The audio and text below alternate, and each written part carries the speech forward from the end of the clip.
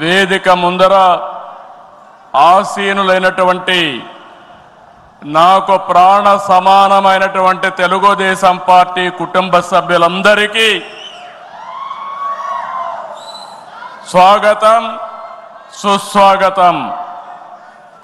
పత్రికా విలేకరులకి మనస్ఫూర్తిగా స్వాగతం.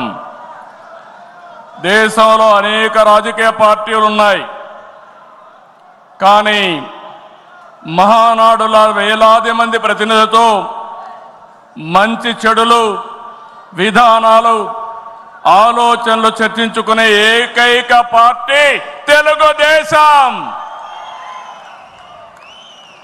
ప్రతిపక్షంలో ఉన్న అధికారంలో ఉన్న మహానాడు అంటే అదే జోరు అదే హోరు.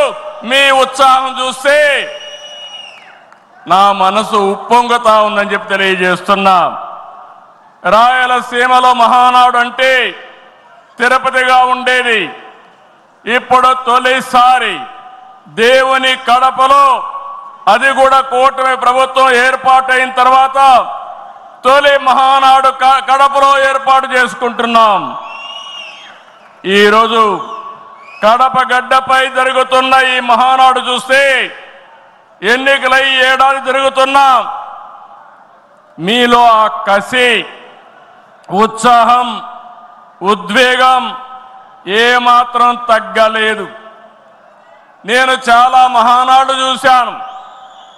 దగ్గర మనం చూస్తే 34 మహానాడులు మనం జరుపుకున్నాం.